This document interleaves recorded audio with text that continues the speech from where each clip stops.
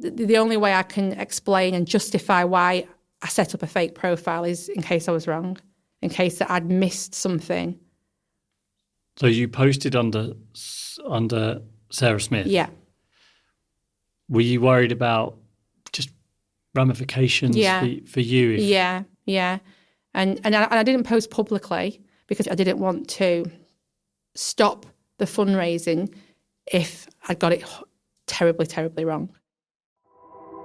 As soon as I heard about this story, I knew I needed to speak with Sarah Smith. The producer Ruth managed to track her down, and now we're sitting across from her in a meeting room in Wigan. Sarah Smith is not her real name, of course. Are you recording now? Yeah. So Joanna Ashcroft, have 3 children, and I work for our family business. She's in her early 40s and spends her days juggling work and kids. But I can tell that she's obsessed with Believe in Magic. She walks into our interview carrying a folder of printouts and screen grabs. Proof, she says, of the strangest story we'll ever hear. It would take up, time in the evenings and time in the day. It became all-consuming where I was never off my phone and constantly apologising to my husband and children. And I suppose that is an element of my personality that just was like a dog with a bone.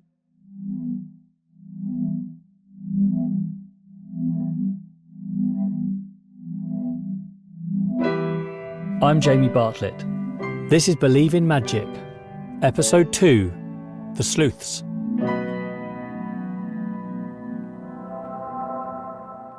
After Megan Bhari set up Believe in Magic to grant wishes to seriously ill children, she'd revealed to supporters that she needed life-saving medical treatment in the US.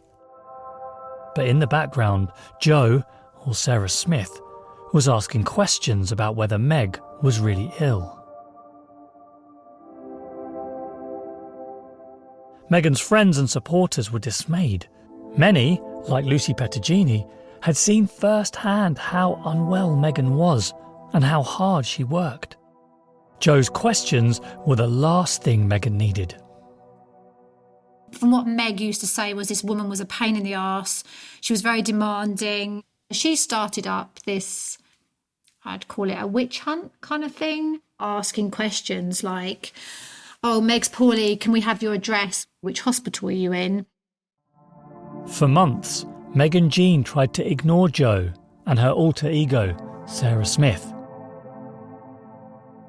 As more and more people became aware of Jo's questions, Megan's mum Jean decided to message the Believe in Magic supporters. This has broken us more than I can even begin to describe. The disgusting abuse and accusation of trolls and the pain is intolerable. Jo first met Megan at a Believe in Magic event in 2013. They became Facebook friends. Every now and again, Jo saw online that Believe in Magic was growing and was even supported by One Direction. Good for Meg, she thought. But then, in early 2015, Jo saw the Facebook post that set this whole story in motion. Megan urgently needed to raise £120,000 for something called proton beam radiotherapy in America. I saw Help Save Meg. So I was like, wow, Megan's in a lot of trouble. Megan's really seriously ill. Help Save Meg. It sounds like that, Megan's life needs saving. Jo watched the money pour in. Within 2 days, Jean and Meg hit their target of £120,000. But 48 hours later, Jean posted again with a dramatic development. Unfortunately, we've learnt that Meg's MRI was much worse than we thought or could have even imagined. The tumour in her brain has not only grown in a very difficult location, but developed tentacles, which have wrapped itself around one of the 2 main arteries in Meg's brain and the primary blood supply to her brain. It was too dangerous to operate. Meg and Jean were forced to cancel the proton beam therapy and promised to return the money raised. Supporters were devastated by the news. gutted to be reading this. So very sad on reading this. I believe in magic, and you both will be in my thoughts constantly. When I first read tentacles wrapping themselves around an artery, I thought that can't be right. Then I did some digging and found out there are certain kinds of brain tumours that can affect the blood supply to the brain. Maybe that's what Jean was trying to convey. From the outside, though, it looked off. Jo couldn't let it lie. To me, it just all sounded very, very strange. And as I'm reading, I'm trying to see where she's being treated, who a doctor is, where the hospital is, and there was no information. Is that unusual for this kind of thing? Well, it might not be unusual, but it made me start looking. And when she starts looking for more information, Jo finds that Meg and Jean raised £15,000 a couple of years earlier, also for treatment in America. Meg is very poorly and needs your help to get to America for treatment. Read the Facebook page. That time, Meg and Jean said they needed to go to America to see if doctors could try and make her better. Megan also said that after treatment, she wanted to go to Disney World. And I'm thinking, right, you're asking for £15,000 to go to America and get better. Who asks then what we're going to take in Disney while we're there? Because you're appealing for money to get better because you need money. To say 15,000 to get better is very, very vague. You know, why not 20,000? You know, what is it? How are you getting better? I have to admit, knowing how expensive medical bills can be in America, £15,000 doesn't sound that excessive. And given that Megan dedicated her life to creating magical experiences for sick children, why not go to Disney and create some memories for herself? But for Jo, the idea that someone would ask the public for money when they could afford to go to Disney was at the very least questionable. I was a bit suspicious, so I just wanted to, I suppose you're making sure that the money is going to the right place, and by doing that is by asking questions. And why did that matter to you at that point? I don't want people being ripped off, especially not in the cancer community. The cancer community means a lot to Jo. Back in 2011, her 2-year-old son was diagnosed with cancer. We got told that he had neuroblastoma and given very, very little hope, really. The oncologist kind of explained that I'm not going to talk about survival rates because they're not very good. 2 weeks ago, you had a child that was healthy and mobile and speaking, and now you've got this child that needs all kinds of care because mentally and physically is very, very unwell. Neuroblastoma is a rare and deadly cancer of the nervous system. When Jo went online, she found there was hope after all, but it was very expensive. A specific treatment in America was showing 20% increase in survival, which was massive. For that, Jo had to raise £250,000, far more money than she had. I didn't know how I was going to get it, but I just knew that he was worth everything that we could possibly give him because it looked unlikely that he was going to survive it. So it was a case of, right, what do we do? Fundraising days, marathons, news interviews. She dragged her son to events right after a round of chemotherapy because that would squeeze a few more pounds out of people. Jo was prepared to do anything.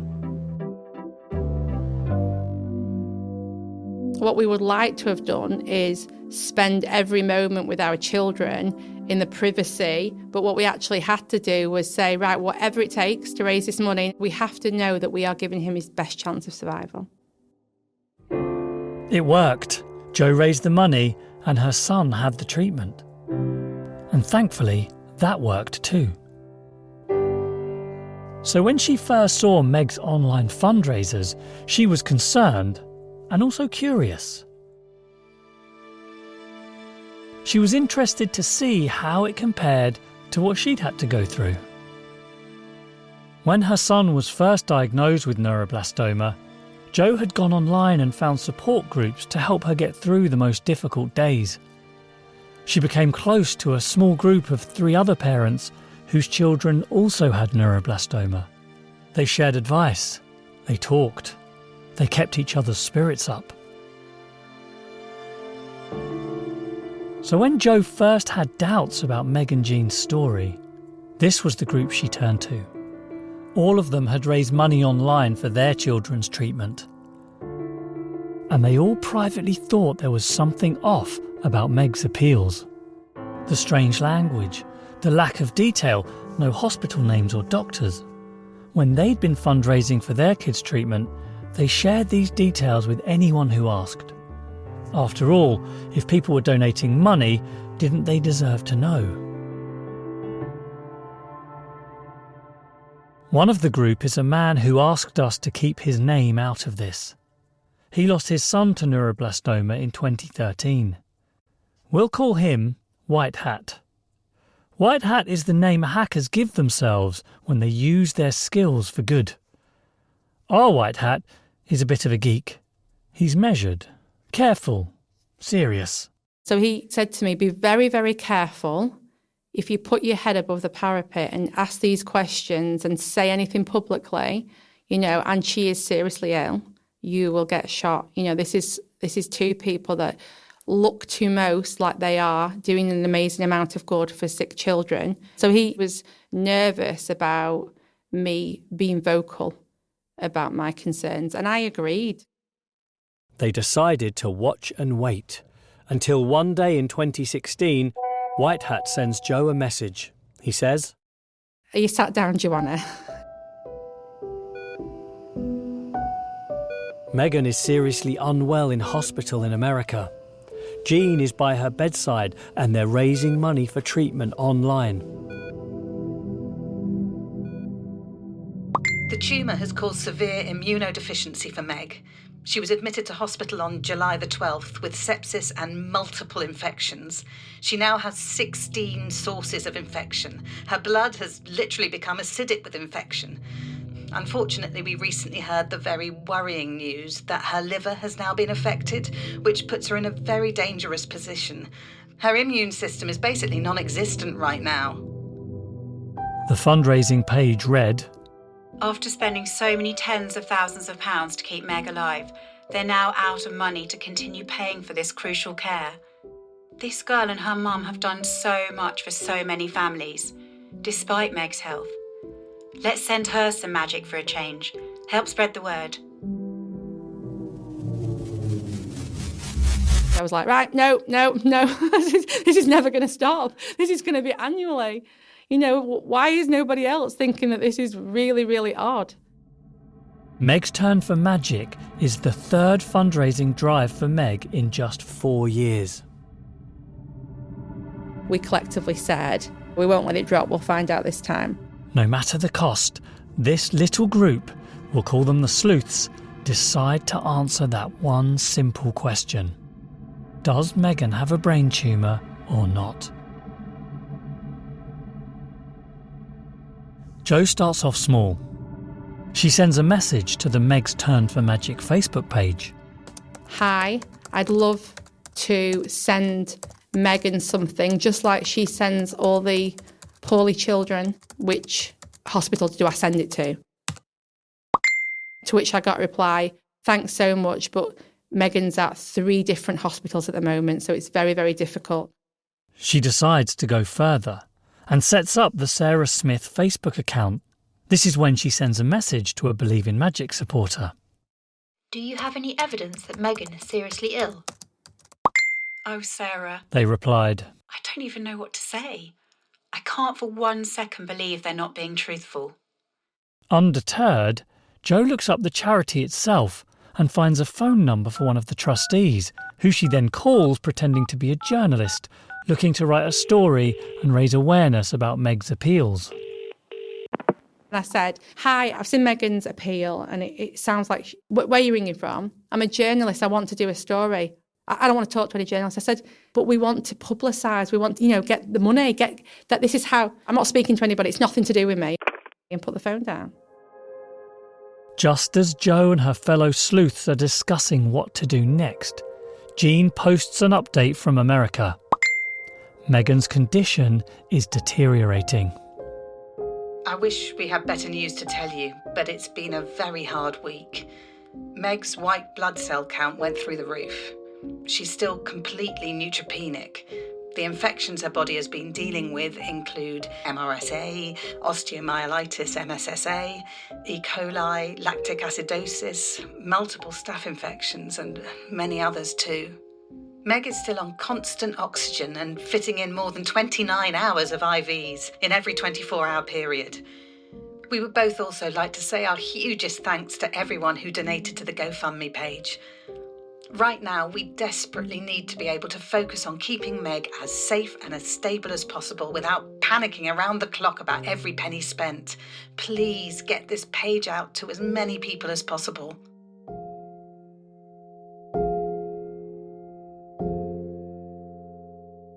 Asking questions is getting the sleuths nowhere.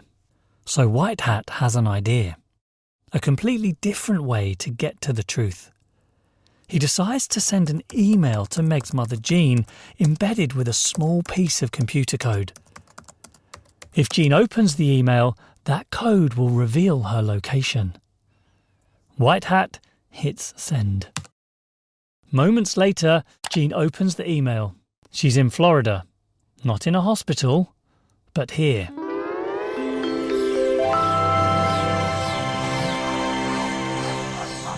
Disney's Animal Kingdom Villas, Kidani Village, part of Disney World, Orlando, Florida. What are you thinking at this point? Busted. She's there. And she was saying that she was spending the night holding Megan's hand, willing her through the night. There's no way that anybody with a child who is that sick would be in a Disney resort. So I rang the Kidani there and then without really thinking it through.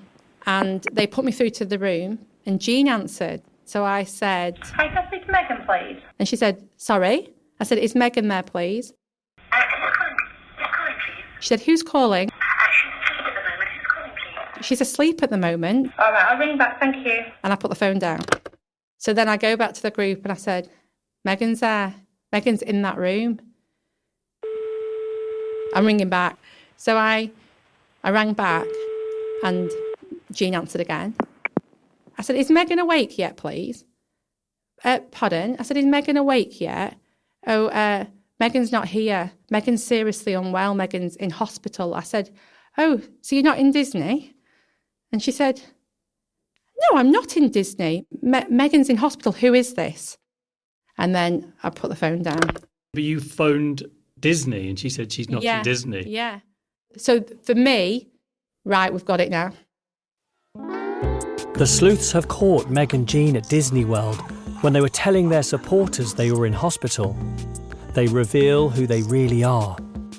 The cancer community thinks Megan is hooked up to IVs and barely making it through the night.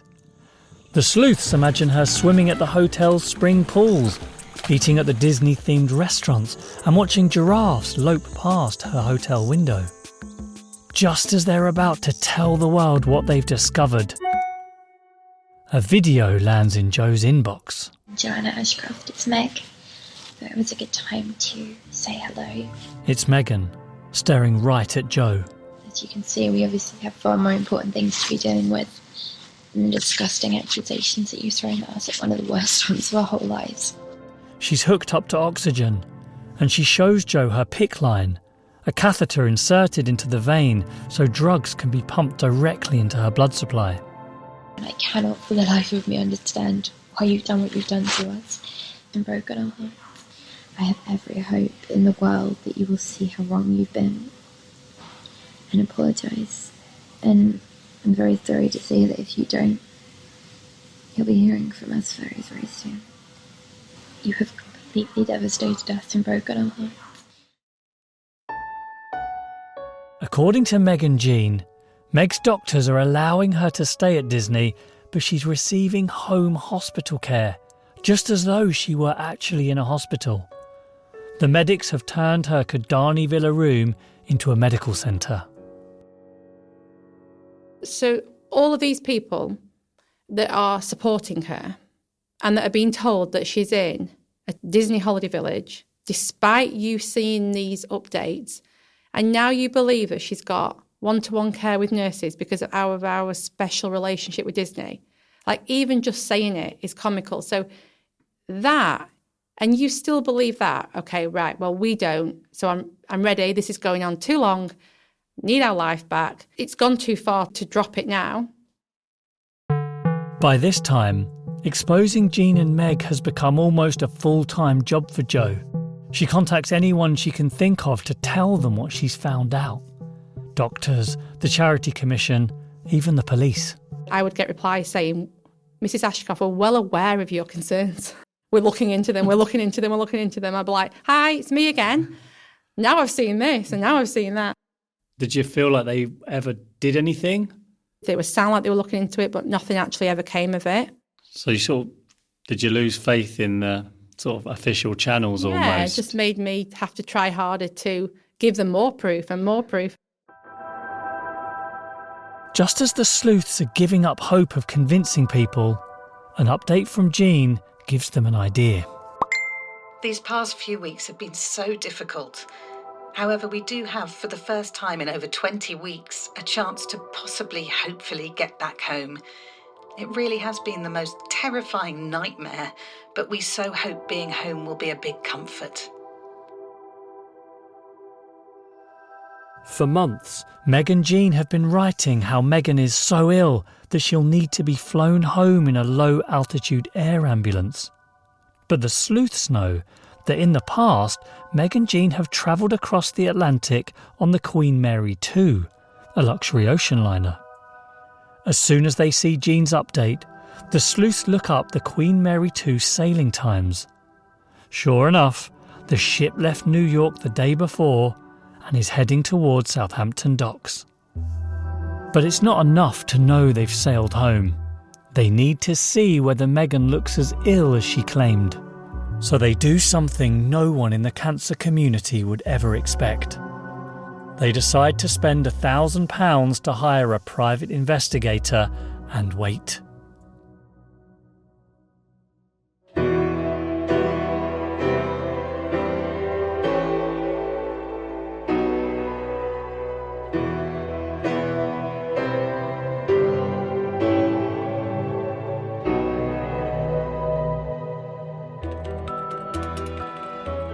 Believe in Magic is a BBC Studios podcast. It's presented by me, Jamie Bartlett. The series producer is Ruth Mayer. The producer is Lucy Greenwell. Music by Jeremy Wormsley. Sound design by Peregrine Andrews. The executive producer is Innes Bowen.